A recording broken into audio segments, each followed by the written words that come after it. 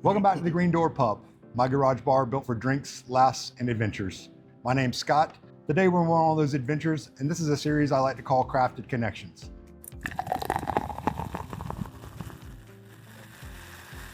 Today I'm talking with a connection of mine and a friend that I built over 7 years in the craft industry in North Carolina.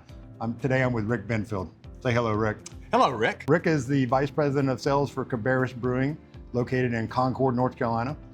This series is going to be just to talk about the people behind the beer, not necessarily the people making it. It will be some of those, but also just the people that are in the market, that are pushing the beer, that are talking the beer, that are living the beer. So I just wanted to have a conversation with Rick because we've been friends and cohorts in the beer industry for 7 years, and I thought it would be a great place to start. So Rick, why don't you tell us a little bit about you?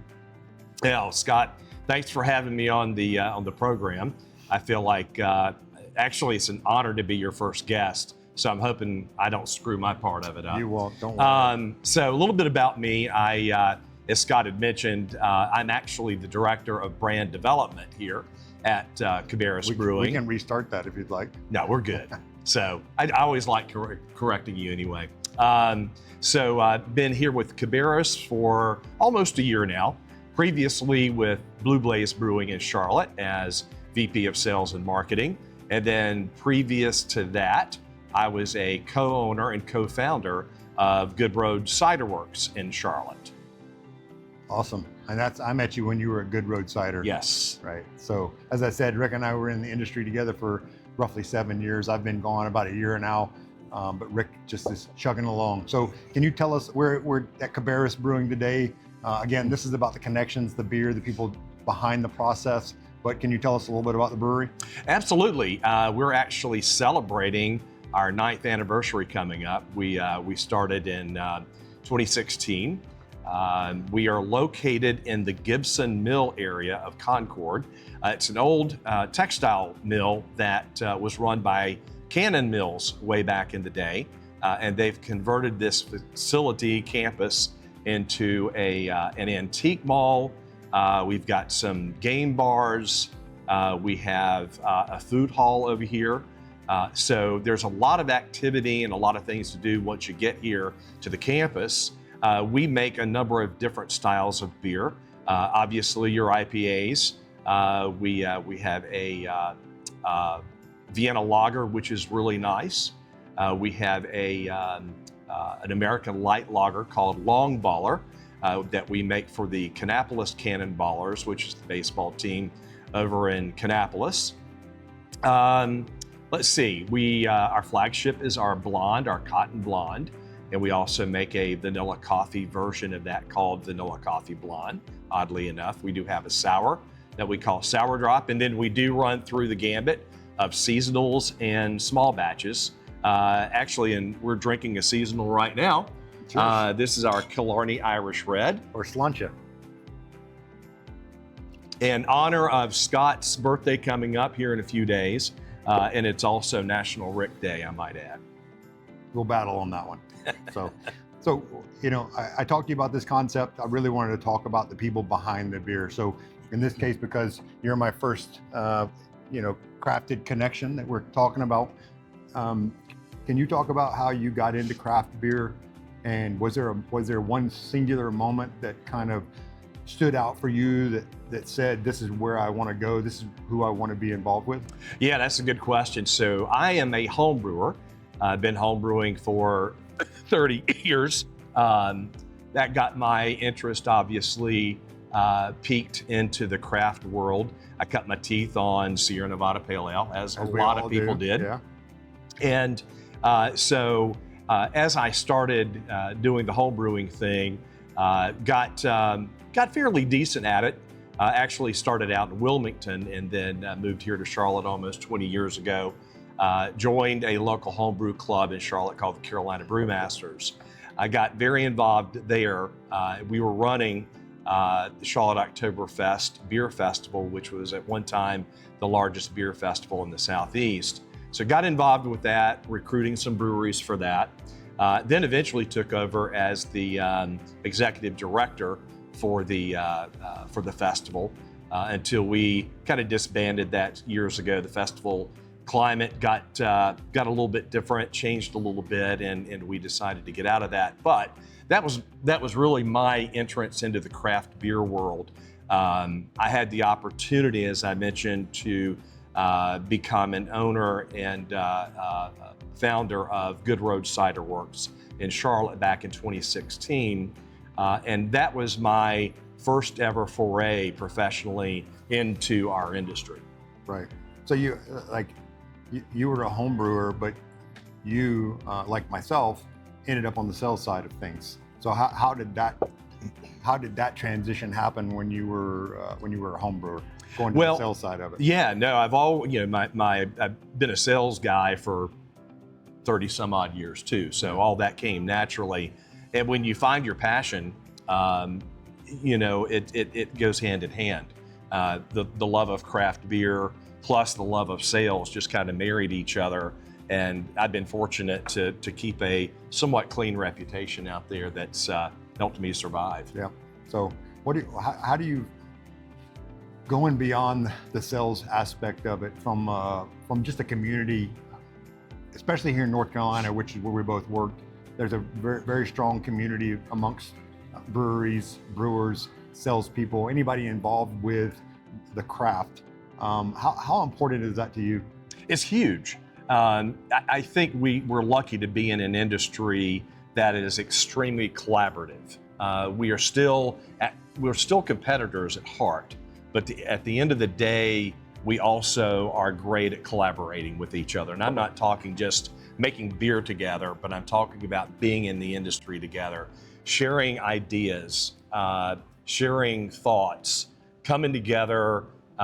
For instance, last fall when Helene blew through, everybody stepped in and really made an effort to take our competitive hats off, as I should say, and really stepped up to do some good things for our neighbors up in Western North Carolina. Yeah, actually having left the industry and now, still having connections within the industry, it's one of the things that I'm most proud of that I came away with, is just this collaborative work with people, leave no one behind. Right. Right. It's kind of that's the mentality that I know, especially in North Carolina. I mean, that's where our experience is, but for the most part, I think that's what you see in most of the country with craft breweries. I mean, and just the camaraderie. Yeah. Right? I mean, that's the biggest thing. Don't leave anybody behind. Right. If somebody needs help them.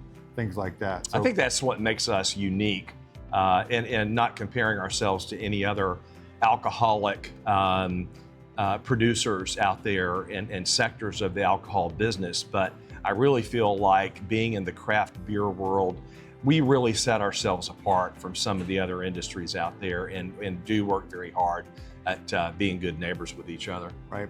You mentioned being involved with Good Road back in 2016. Obviously, craft beer across the nation and in North Carolina are a little bit under siege from other alternative beverages. But I do know that in the last couple of years, we've seen a resurgence of cider and people drinking ciders. So I guess my question is, do you think Good Road was timed just a little too early for what the market was looking for? And if you were to have done it, say, in 2023, do you think it would have been different? Yeah, that's another really good question. So we were concentrating on dry ciders, and I'm talking English style ciders, some of the Spanish style ciders, and sourcing true cider making apples from the Northeast and so forth. So we were really making a dry cider, and what we thought was that there was room in our marketplace, in the cider marketplace, for a true traditional dry cider. And while there wasn't enough. And nothing to take away from where we are, but being located here in the Southeast, we don't have an appreciation for cider. And so what's been marketed to a lot of people here in the Southeast are sweeter ciders and fruited ciders. And there's absolutely nothing wrong with that, because there's some very good examples of those out there. Right. We just were in a niche market that we didn't have enough fans of. Right. Okay. Well, good. So what do you think? What do you think the next steps are for craft in general? Not North Carolina craft, but also regionally and nationally. I mean, as I said, craft a little bit under siege somewhat from other alternative beverage. People are drinking less. The younger generations are doing things differently. So what do you think?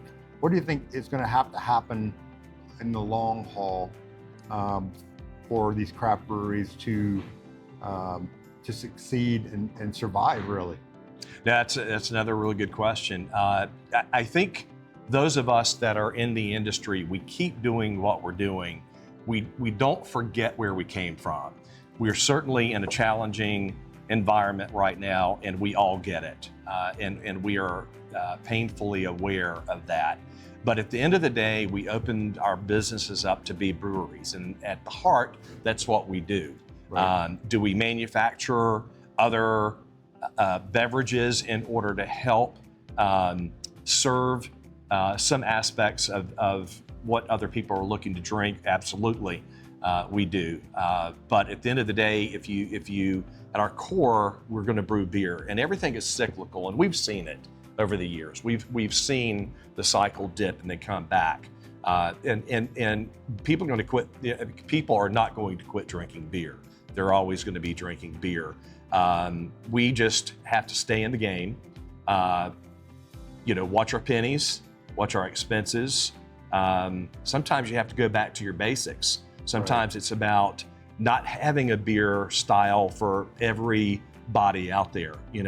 Shrink it back a little bit. Go to your cores, concentrate on your cores, and you don't have to come out with a new beer every month.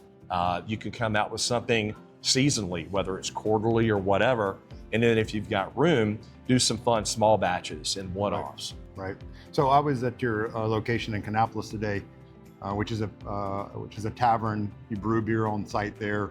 But what it brought to mind with me is that breweries are more than just the beer that is created.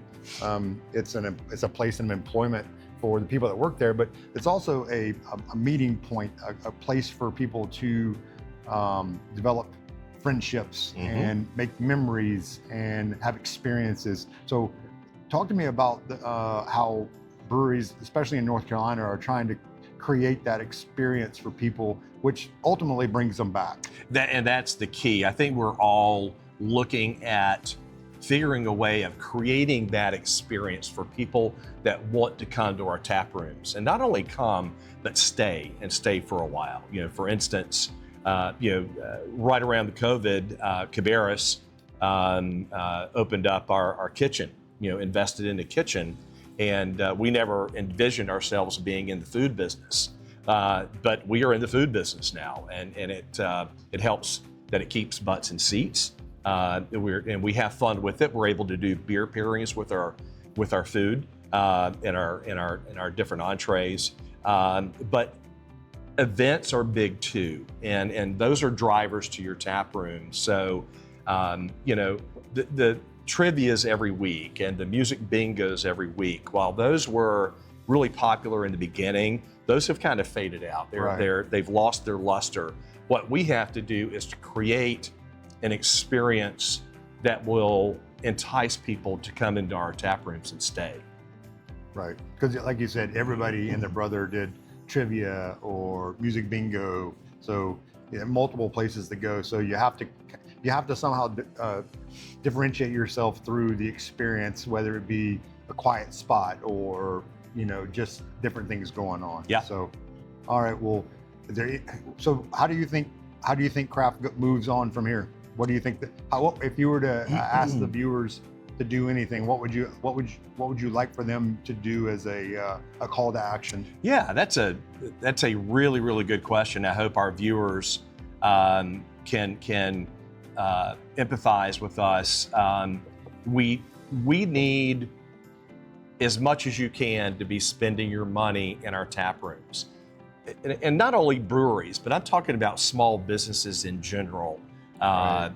Throughout North Carolina, throughout the nation, we're the ones that have been the entrepreneurs. We're the ones that have put our money and our blood, sweat, and tears on the line to build these businesses. We didn't get into this business to get rich. We did it because we have a passion and we work really, really hard at it. And what we would like to see is people continue to come and visit us and spend their money here. The last thing you hate to hear, and we see it not only in the brewing industry, but we see it in small restaurants and other small businesses. When you have somebody announce a closure, all of a sudden you start seeing people line up, Right. and because they hate to see these businesses go away. Well, what we need is that kind of mentality every single day. You know, Right. Don't come see us just because we're going out of business or just because of a company is going out of business. Come see us regularly because we need your support, and that helps us get through the hard times. Great. Well, I want to thank Rick for being here. It's always a great pleasure to sit down with him and chat. And thanks for Cabarrus Brewing for having me and having this delicious beer. So until next time, sláinte. Cheers.